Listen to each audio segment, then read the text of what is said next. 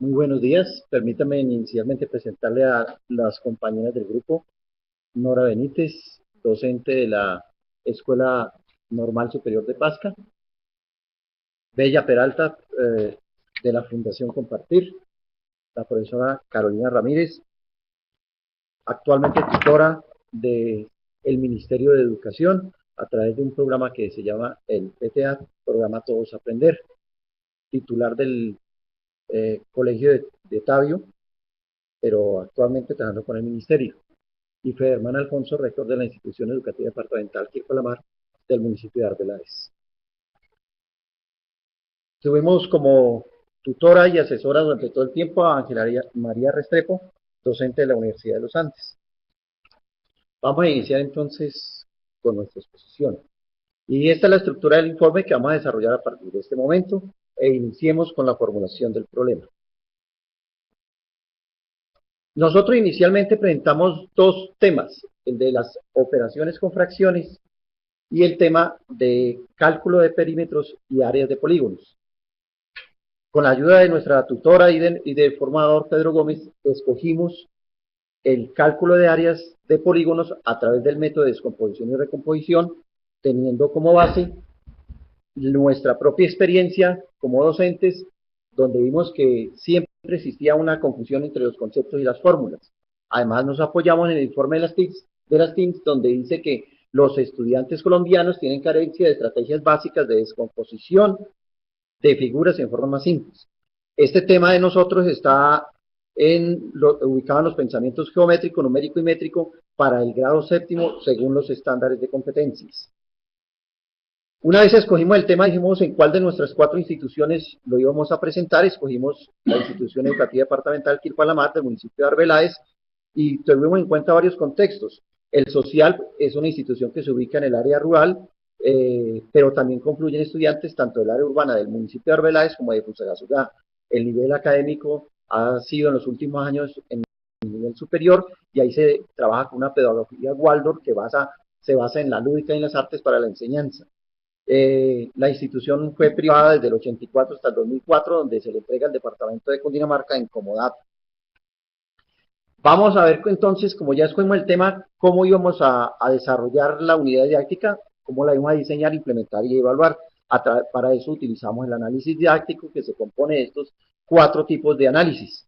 Y a su vez, cada uno tiene una estructura propia. Empecemos con el análisis de contenido. Para el análisis de contenido utilizamos tres organizadores del currículo. El primero, la estructura conceptual, y ese es el mapa conceptual de nuestro tema. Ahí, como podemos ver, que los polígonos se descomponen tanto en partes iguales como en diferentes, en partes iguales para repartir equitativamente aprovechando regularidades y para calcular el área a través del contenido de unidades tanto convencionales como arbitrarias.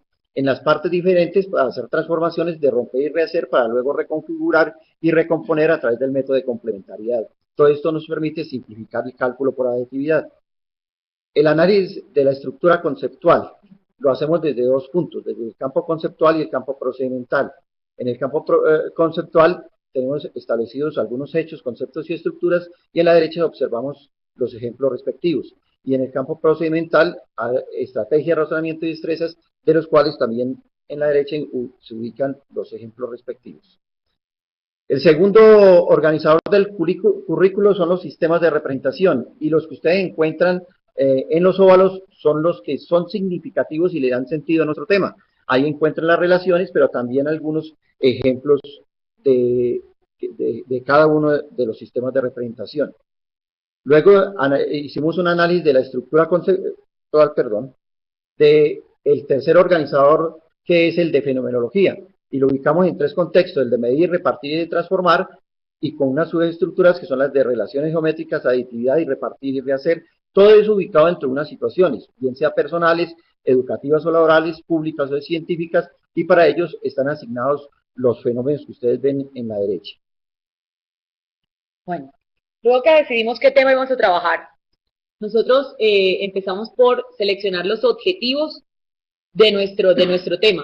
Y estos objetivos fueron descomponer y recomponer polígonos en partes diferentes mediante transformaciones de romper y rehacer que permita simplificar el cálculo de área por aditividad.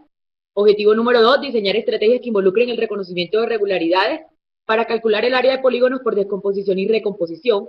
Y objetivo número 3, calcular áreas de figuras usando métodos geométricos de descomposición y reconfiguración por complementariedad. Ya establecidos nuestros 3 objetivos, entonces diseñamos unas tareas que asociamos a esos objetivos. Por ejemplo, para el objetivo 1 diseñamos la tarea del Tangram, para el objetivo 2 diseñamos la tarea de la herencia y paralelogramos, y para el objetivo 3 la tarea del cultivo. Estas son las tareas definitivas, y estas surgen luego de un proceso de evolución de 2 años. O sea, estas tareas no fueron las que inicialmente pensamos. Vamos a mostrarles aquí la tarea del cultivo. En la tarea del cultivo decíamos que don Pedro tiene un terreno de forma cuadrada y que él quiere saber cuál de ese terreno es zona fértil. Y se le dan al estudiante unas condiciones para que él escoja uno de esos terrenos. Luego se le dice que alguna persona llamada Sebastián decidió que el terreno L cumplía con las condiciones. Y entonces se le dice cómo ese joven Sebastián hizo paso a paso para determinar que la zona fértil era la L. Entonces, se le hace luego al estudiante la pregunta, a partir de lo que hizo Sebastián, responde las siguientes preguntas. Y en la guía se les dejaban unos espacios para que ellos contestaran. Se les da una trama de puntos cuadrada y se les dice que de forma similar a la que hizo Sebastián, ellos también expliquen el procedimiento gráfico y además verbal, escrito, de lo que ellos deben hacer para determinar cuál es la zona fértil del terreno. Por último, se les dice que ellos se van a levantar y a poner en grupo. Nosotros teníamos estudiantes agrupados en grupos de 3, entonces ellos iban a poner ante el gran grupo y así ellos mismos iban a definir si las respuestas que ellos daban eran correctas o no al problema que se estaba planteando. Con base en las tareas nosotros diseñamos unas capacidades que los estudiantes tienen que desarrollar para poder alcanzar el objetivo. Las capacidades nosotros las agrupamos de acuerdo a una teoría de Hofer y las agrupamos en para visualizar, para comunicar, para razonar, para resolver problemas y para realizar procedimientos. En total tenemos 37 capacidades en nuestro trabajo, en nuestro informe final. Asociadas a esas capacidades pues vienen unas dificultades y encontramos que en nuestro trabajo, en nuestro tema, las dificultades iban asociadas a la complejidad de los objetos matemáticos y a la complejidad de los procesos del pensamiento matemático. Con base en esas dificultades, pues se hace un listado de errores y, por ejemplo, tenemos el error número 4 que dice divide polígonos del Tangram en triángulos diferentes al usado como patrón. Ese error 4 viene ligado a una dificultad que es la dificultad 1, denominada dificultad para reconocer un polígono como unidad patrón de medida para calcular áreas. Una vez tenemos nuestras capacidades y nuestros errores establecidos, diseñamos los caminos de aprendizaje. Los caminos de aprendizaje son las posibles rutas que un alumno sigue para poder desarrollar una tarea. Esos caminos son bastante complejos y pueden ser muchos. Entonces, cada uno de nosotros diseña un camino diferente para una tarea específica. Estos que están aquí, por ejemplo, son los caminos de la tarea del cultivo en la primera parte. A cada uno de esos caminos también se le asocian unos errores. Si el estudiante incurre en un error y no logra superarlo, pues él no va a poder seguir en la secuencia en el camino de aprendizaje. Pero esos caminos son de difícil lectura y por eso, gracias al grupo 5, ellos diseñaron esto que se llama secuencias de capacidades. Y ese grafo de secuencias de capacidades nos simplifica la lectura del camino. Y allí vemos que, o sea, cuando un matemático vea esto, va a poderlo, un docente vea esto, va a poderlo o lograr comprenderlo de forma simplificada. Cuando ya hemos hecho todo ese análisis, entonces decidimos, bueno, ¿y con qué vamos a trabajar? Porque es que a los estudiantes uno no debe llegarle con lo mismo de siempre el tablero.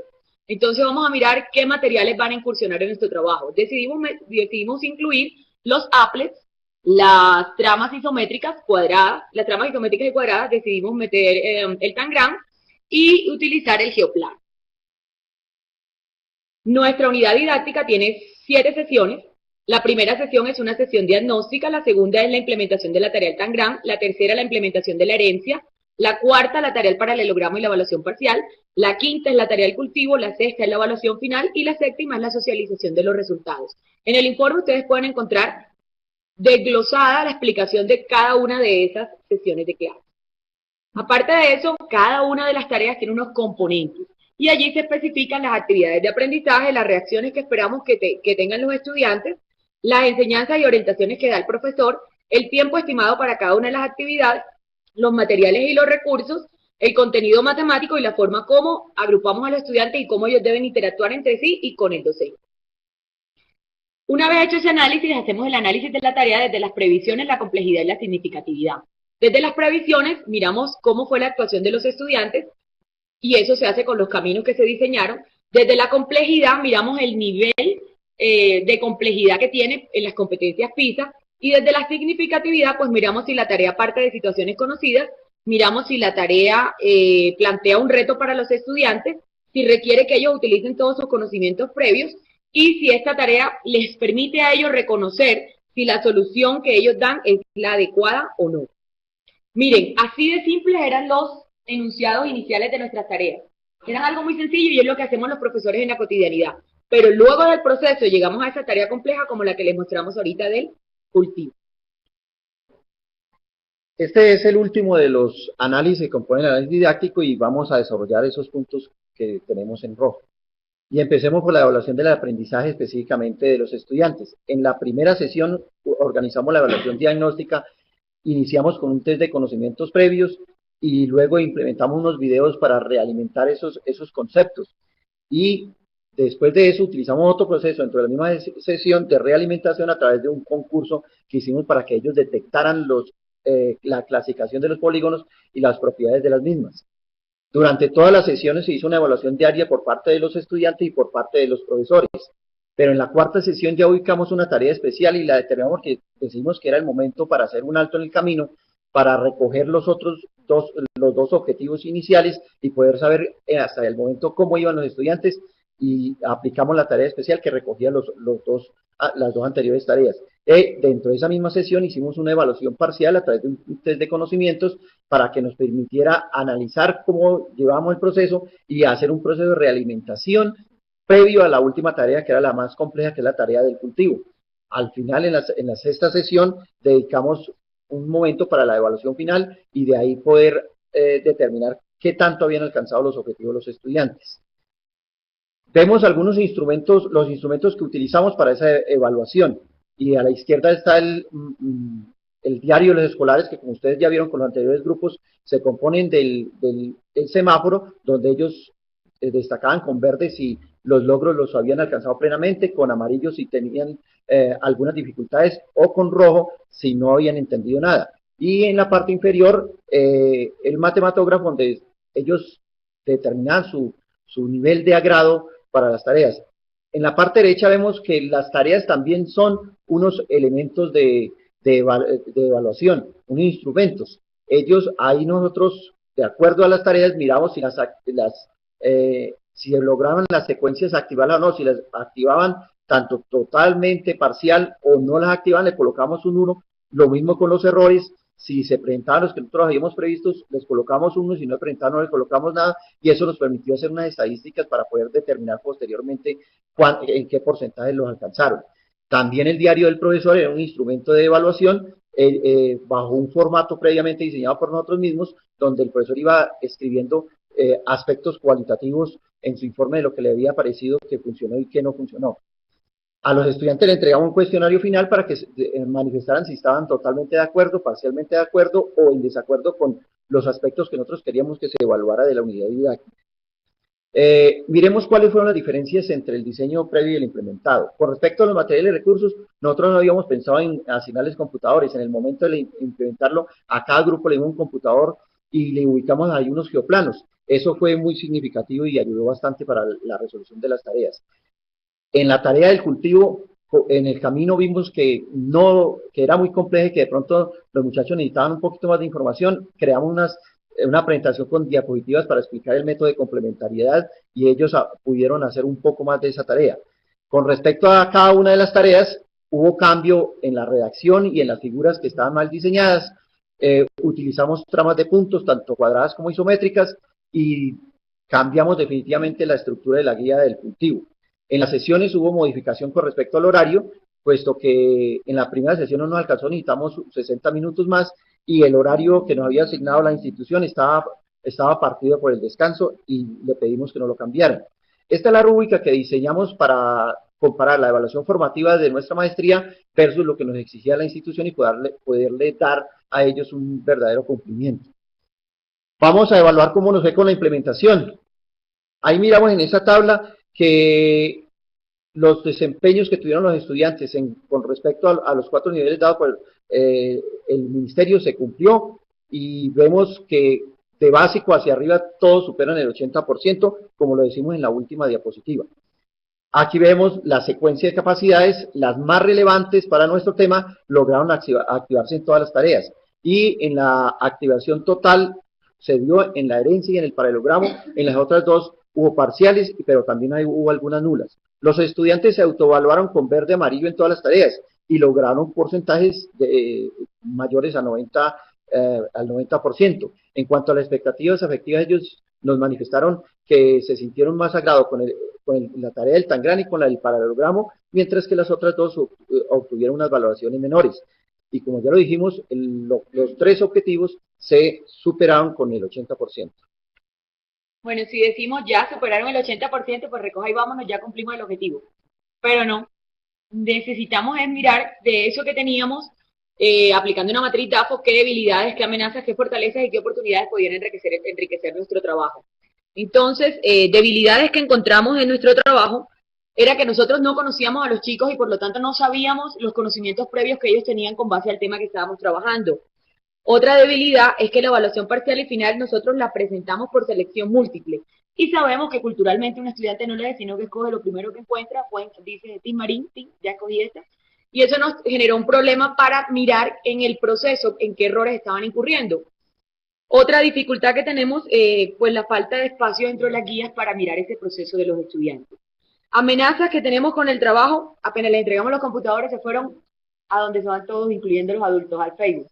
Entonces, es un problema cultural. Entregamos un computador y no siempre se usa para el fin educativo, sino para fines de diversión o de contacto social. Entonces, hay que estar muy vigilantes como docentes. Fortalezas, al igual que la debilidad, no conocer a los estudiantes también fue fortaleza, porque al no conocerlos, yo no pude decir, pero es que Pepito Pérez no da más de ahí, que resulta que nosotros hacemos eso constantemente. Y como no los conocíamos, no pudimos hacer esos juicios de valor y todos los estudiantes trabajaron. Y la profesora titular que estaba acompañándonos en el fondo del salón, en el fondo del aula, al final nos dijo, estoy impresionada de que Pepito Pérez trabajó, participó, habló, ese niño nunca abre la boca, ese niño fue el que pasó al frente y expuso. Entonces eso también fue una fortaleza. Una fortaleza más importante fue que nuestras guías fueron novedosas, los ejercicios fueron motivantes para los estudiantes, la motivación se disparó, los materiales que se utilizaron, eso funcionó. Entonces pensamos, hay más fortalezas escritas en el trabajo, pero aquí pues se nombran las principales. Oportunidades, nosotros escogimos una excelente institución, el compañero Federman es el rector de allá. La institución es el nivel superior en el ICFES hace ya 4 años. La institución, pues ya él les dijo, tiene un sistema Waldorf de pedagogía. Es una institución que ya está acostumbrada al trabajo cooperativo en los estudiantes y eso obviamente facilitaba el trabajo de nosotros, que era trabajo cooperativo en grupos de 3. Bueno, propuestas de mejora. En la propuesta de mejora el tiempo no nos iba alcanzando, entonces en el Tangram decidimos que no socialicen todos los estudiantes, sino que solamente socialicen 2 grupos. En la herencia había un error en una de las figuras, ese error se corrigió. En el paralelogramo, pues ya no se incluyó en la guía que íbamos a trabajar con un proyector de acetatos, de hecho ya casi no se encuentran. Entonces eso se quitó de la guía, no se trabaja con ese material. Y también se ubica una pregunta abierta en uno de los puntos específicos para poder mirar el proceso de los estudiantes y mirar los errores en los que están incurriendo. En la tarea del cultivo eliminamos el punto 4 y el punto 5, el tiempo tampoco nos estaba alcanzando, pero se cambió por una sesión adicional, que es una sesión explicativa del método de complementariedad, que es bastante complicado para los estudiantes. Se hizo reforma en todas las guías quedaron con un formato similar y en todas las guías se dejan los espacios para poder nosotros hacer esa evaluación de los procesos. Y por último, nosotros decíamos, escriba aquí qué le pareció el trabajo de hoy. Y los chicos dicen, chévere. Y resulta que nosotros queríamos era que ellos escribieran, nos gustó esta parte, no nos gustó esto, y desarrollamos en el semáforo, como ellos podían ver en el semáforo, desarrollamos esto, no logramos hacer esto, hicimos esto de esta manera, partimos el triángulo, partimos el rectángulo, y eso no lo logramos, entonces se cambió la forma de la pregunta para poder captar lo que queríamos. Podríamos hablar aquí de conclusiones y decir porcentajes, estadísticas de cómo funcionó la cosa, Pero realmente lo que queremos dejar hoy como conclusión es que la maestría en educación matemática permitió que nosotros comprendiéramos la complejidad de las matemáticas escolares. Nosotros en este momento abordamos un tema con una mirada completamente diferente. O sea, ya nosotros no estamos diseñando simples tareas. De hecho, yo le decía a Pedro cuando inicié, me siento que he estafado mucho a mis estudiantes antes de hoy. Los estafé y no les enseñé cosas porque no comprendían, por ejemplo, fracciones, pero era que yo no estaba llevando el tema como se debía al aula. Entonces, en este momento nosotros hacemos unos procesos de planeación más conscientes, más pertinentes y que definitivamente van enfocados al objetivo. Y a la larga el objetivo es que nosotros estamos mejorando la calidad de la educación matemática en el aula. Nosotros estamos mejorando nuestras prácticas de aula y eso redunda en la calidad de la educación matemática. ¿A quién le debemos todo eso? A que el señor Pedro Gómez un día soñó que quería mejorar la calidad de la educación matemática en Colombia y por él es que estamos aquí. Y gracias, Pedro, por tu trabajo y le deseamos a Pedro que siga con éxitos, con muchos más 3, más 4, más 25. Y por favor pido para Pedro un fuerte aplauso. Un muy breve saludo para Federman, Carolina, Nora y Bella. Quería felicitarlos por el gran trabajo que realizaron a lo largo de estos 2 años. Sé que fue un esfuerzo enorme de parte de todos, que todos pusieron no un grano de arena, sino un baldado. Estoy muy orgullosa del trabajo que realizaron a lo largo de la maestría, mantuvieron un nivel increíble y siempre entregaron trabajos de gran calidad. Estoy muy orgullosa de ustedes, felicitaciones y que ojalá puedan aplicar todo esto que aprendieron durante estos 2 años. Felicitaciones.